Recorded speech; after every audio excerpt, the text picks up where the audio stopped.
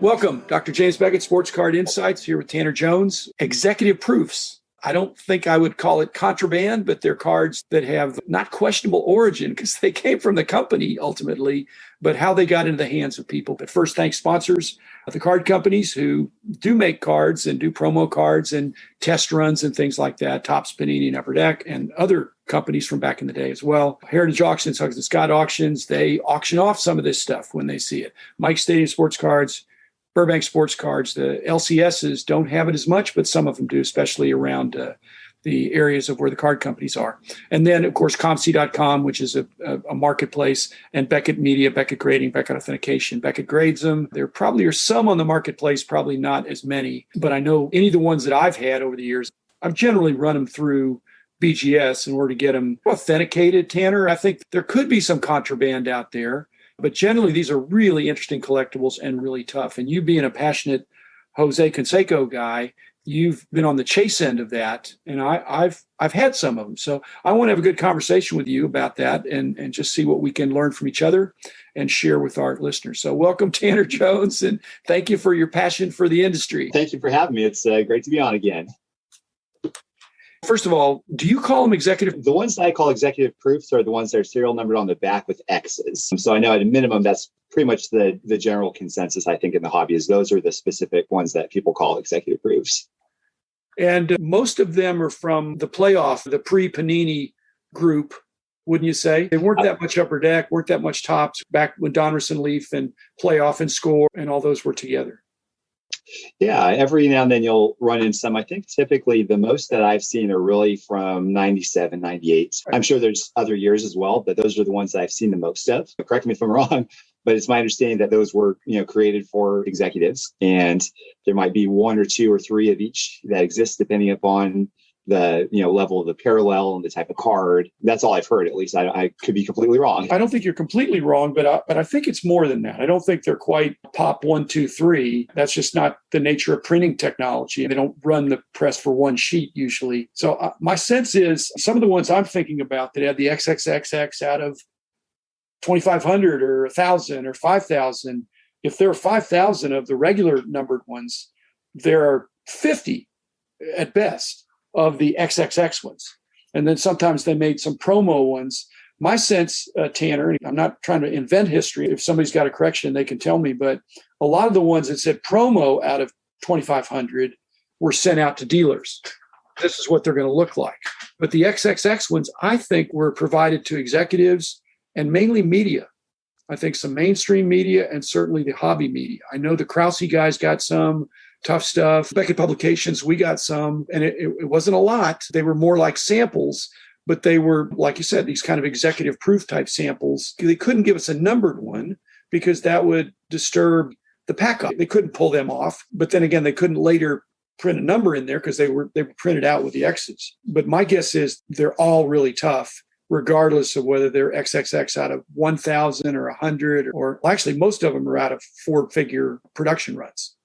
And even those are still pretty tough because if it's out of 2,500 of something where they made 1 million cases, it's still hard to find. They could be one per case. So yeah, they were samples. They weren't really promos. If it was a small insert set, we might get, so we could show the example. They went into our card library. And when I sold the company, I've already said I kept the library because the original contents of the card library were all my cards. And so instead of splitting them out, and me being the collector, I just kept them. Okay, so they sent us a whole set if it's a 12-card insert set. But I think what you're talking about are some of these parallels. There were occasions where we got a complete parallel set, but that wasn't the point of why they were sending to the media usually. They wanted us to see that the difference in the rarer parallel was mainly color or some treatment on the back or front, and we could compare. But we normally did not get an exhaustive. On the other hand, in some of those years of turmoil in the industry, there were some companies that were more aggressive than others throughout the 90s. But that's an example of sometimes the card companies wanting to not give us a gratuity, but they wanted to make sure that we were aware that these were really sharp cards. And so some of the companies would send us kind of hot box. And again, they weren't saying, hey, this is what the product, they just said, hey, here's a box of the product. Open it, see if you like it. We'd open it and say, wow, it's chock full of stuff. It's way above the pack odds. Fancy that. They were under promising and over delivering for us. So we had to take that with a grain of salt if we got a box directly. But sometimes we just got an 800 count box of all the different examples of maybe a base set and then some of these others, and it just came in the mail for us. So the original pricing and the price guides was more based on the fact these were not widely traded. They weren't difficult for us, for the price guide analysts, and for the other people that did price guides. We saw them. They were out there, and they'd occasionally be at shows. Why don't you share your experience of now, in the hindsight of knowing how rare some of these things are, that in your Jose Canseco pursuit, you paid some pretty big bucks for some of these things. Yeah, and absolutely. Spirited bidding. Yeah, it's interesting. I would say the ones I like the best are the ones that have the XXX out of whatever in the back, because you almost have a sense of it being done on purpose as opposed to being back. So there's a lot of cards that you hear about all the time that an employee might have taken a sheet and cut them up themselves and sold them years later. When it comes to these executive proofs that have the XXX, you think, okay, well, these were made for the executives or whatever. When it comes to the actual pricing, it favors the player collector a little bit, because while a player collector and a set collector would like the pack pulled version, the player collector is typically the only one that's really going to want the executive proof. Well, they want both. They want both, I would presume. In fact, they'd be delighted to have the tougher one. Oh, yes. But the set collectors a lot of times might think, I might not want the executive version. Right. The player collector absolutely wants both for sure. But it's been interesting to think through some of these things. And I think a few of them, from what I've heard, at least like from Baseball Cardpedia and stuff, there might not be too terribly many of them that are out there. So it just adds a little bit extra. But let me clarify just a little bit, because I think that the reason I've thrown out the number of 50 is that all cards are produced on sheets. They're not produced one at a time. And the sheets, when they're testing for the color separations and the first one's off the line, but when they get the registration, okay, they're going to run some cards through there. They can't run them through with the serial numbering. So they're probably running those first few sheets with the XXX. They're checking the color. They're chopping some of them up and giving it to some of the executives, the key people in the company, and like I said, some media on a limited basis. But, Tanner, I think some of the sheets went in the dumpster because then you just got to get them professionally cut. And I know that's happened for some of them. There was a blemish or the color registration, or there was a ding somewhere. And again, they have X's on the back. And so they're not going to go in the packs. And there were people back in those days that used to try to raid, until they got caught, tried to raid the dumpsters that were behind the printing companies. And then they'd take them, they'd wait a respectful amount of time, and then get them professionally cut and then into the market. That's not how we got them, but I know that's happened. That certainly happened with ProSet. If you go back, and that wasn't so much that they were executive proofs, but other stuff that's my number 50. So it's not 1, 2, or 3.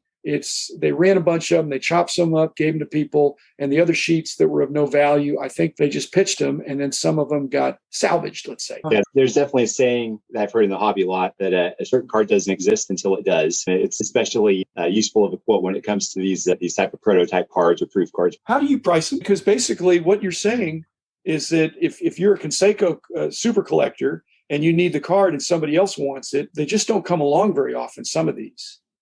And if they're in a fixed price environment, it's a first come, first serve, I think.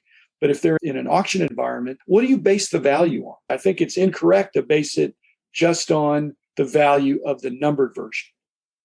Yeah, it's really difficult. It's fun to watch some of these at auction, because the general inclination would be the executive is going to cost more than the set version. And I think for some players that is the case for sure. But sometimes in executive version, you don't have to worry about going against the set collectors. The player collectors, if you get some good guys in there, they could be rabid over that stuff and they can make the price shoot to the moon. So it's really hard. For me personally, when I see something that I want, it's more of a gut feel. I don't really have a guide. It's, no pricing due to scarcity, as they would say in the old Beckett's there. Except that if your perception is there's only 3 of them, then that's pop 3 maximum pop. And I think it's more than that. The company wants to put out some product in advance of the release to show the media that this is what this card is going to look like, to build some excitement. I'm sure in some cases they sent some to influential dealers, or maybe David Adams or somebody like that was going to be making a market in this stuff. So can you imagine if they'd have treated it like the green PMGs? Oh, goodness. And if it was 1,000, they pulled off the first 20 or 30 or 40 or 50 and reserved them for the executives and the media. And so the low numbered ones, by not numbering them, they did us a favor to say these did not go in packs. I won't say they're not intended for resale because everything is sold and resold, but they're differentiating. If it's one of 1,000, they couldn't put 1,001. So if they did the first 50 and it was 00001, oh my goodness. And that was, again, it would mess up the pack odds. So I think the card companies had integrity in their intent, but now based on the scarcity and the exhaustive, passionate collectors, it's not that it's backfired on them. The card companies have never participated really in the secondary market. Once they produce the cards and they're out there, then they get bought and sold. And it's exciting as a collector to have these types of rarities. I actually wrote an article in Beckett magazine about this a year and a half ago or something. It's the story and the mystery. And there's a split in the hobby. Some people think that they're not legitimate cards or whatever because they weren't pack pulled. And then there are people like me that find extreme excitement in this because everybody knows that you can get cards from packs. When it comes to these types of cards. Absolutely, we're not pack pulled. Absolutely. Yeah. End of story on that. But there are other cards that are not pack pulled. There's a lot of tops now and instant kinds of cards. They're never in a pack, but they're very collectible. So I take your point. I have some guys that I collect, probably not as passionate on the Jose Canseco, but I like nice cards too. And most of these cards I had. Now, what about trading? Are there a group of passionate advanced collectors that you work with that help each other with your various players when some of these things pop up? Oh, yeah. I get notifications all the time from certain segments of people that I talk with fairly regularly, especially 90s cards and 2000s cards. And so if they see some executive briefs pop up, they go, all right, guys, take a look. Let's see what's over here. And so I do the same thing, obviously, for them. And because it's an exciting thing, it's exciting when you see these pop up because they just don't pop up really all that much. So when you see these types of rarities, you want to jump. You want to go all in on it. I guess I don't know how you would, unless somebody releases them or puts them up on eBay or on ComC or something. You can't put an ad out there. We had a lot of collectors in our company, and we didn't get enough to go around for the editorial purpose during that time period. And they were in our library for reference. The Krause guys, the Tough Stuff guys, the other publications that were out and about in those days, maybe some of those guys have them. Sometimes there's some cards that if you don't buy it, you're never going to see it again. If you sell it, you're never going to see it again. Does that give you heartburn? Do you just do a double take before you release something or pass on something? It happens a lot. There is the 98 Diamond Axis card, for instance. I bought it right when I saw it because I thought it was something special, and it's one of my favorite cards. I put it up for sale when I was selling out of everything in 2018. It did not sell. And I am so thankful and so happy that it did not sell. It's really a funny thing how it works. So maybe there's some divine intervention there when it comes to collecting for me there. Well, I hope so. But divine intervention for me, that some of those things that I had, I just had put away. And I've said some evening, I'll go through a box. Oh, hey, I got these in there. And I never really thought they were that valuable 30 years ago, 20 years ago, maybe even 10 years ago. But now it's pretty recognized that there's a following for those. But thanks, Tanner. That was great. I hope we'll get some feedback, you or me or the podcast. These are very collectible, absolutely not pack pulled, but they're not illegal. They're not unethical. They're not immoral. They're good cards produced by the companies for a purpose. I'm glad you said that. There's some people that need to hear that these are absolutely legitimate cards that are, highly sought after for sure.